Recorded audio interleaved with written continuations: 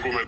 अगर आपको एक कमरे के बाहर बंद दरवाजे के सामने खड़ा कर दिया जाए और एक छोटे से सुराख के जरिए सारे कमरे का मुआयना करने को कहा जाए तो यकीनन आप उस तंग सुराख से कमरे की खूबसूरती और उसके अंदर मौजूद चीजों का अंदाजा नहीं लगा सकते। लेकिन अगर दरवाजे को खोल दिया जाए तो नेमतों के साथ सजा हुआ कमरा आपकी आंखों का मुंतजिर होता है। तो मेरे भाइयों, मेरी बहनों, अपनी जिंदगी के अंदर मौजूद तकालीफ, परेशानियों और गमों के इस तंग सुराख से जिंदगी की खूबसूरती का मुआयना मत कीजिए। शैतान आपको मायूस करता है, अल्लाह आपको उम्मीद दिलाता है। शैतान आपको अपनी जिंदगी का तज्जिया अपने गमों के साए के तले करवाना चाहता है और अल्लाह ने आपके ऊपर नियमतों की बारिश की हुई है। ये कायनात आपके लिए बनाई गई है, ये कायनात का निजाम आपके लिए रक्स कर रहा है। तो आए, अल्लाह ताला आपके लिए खुशियों के दरवाजों को खोल देगा और ये वक्ती तौर पर कैफियत यकीनन अल्लाह की तरफ से आपको अपने करीब करने का एक जरिया है। अपने आप को झुकाएं और अपनी दुनिया को जन्नत नजीब बना लें।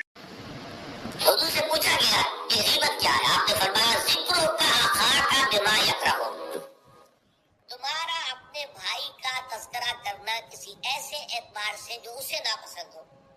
अगर उसके सामने करोगे उसे नापसंद होगा, उसके इल्म में आएगा कि मेरे बारे में ये बात कही गई है तो उसे नापसंद होगी। ऐसी बात का उसके गैर मौजूदगी में बयान करना। अब कीला कहा गया, सवाल किया गया, अफरअयता कि हुजूर आप जरा गौर कीजिए, इन कान फी अखी मा अक़ूलु, अगर मेरे भाई में वो शय वाक़अतन मौजूद है जो मैं कह रहा हूँ तो क्या उस सूरत में भी गीबत होगी? काला, फरमाया हुजूर ने, गौर से सुनिए, इन कान फीह मा तक़ूलु फ़क़द इग़्तबतहु, अगर तो उसमें वो बुराई है जो तुम कह रहे हो तो तुमने गीबत की। वइन लम यकुन फीह, और अगर नहीं है उसमें वो शय और तुम फिर भी कह रहे हो मा तक़ूल फ़क़द बहतहु, तो तुमने उस पर बोहतान लगाया है। ये तो दोहरा जुर्म हो गया, उसमें कोई खराबी नहीं है, बुराई नहीं है और आप बयान कर रहे हैं, तो ये तो बोहतान है। अलबत्ता किसी में कोई बुराई है, खराबी है, नक्स है, तो ये दर हकीकत जो है आपका उसकी गैर मौजूदगी में बयान करना, ये गीबत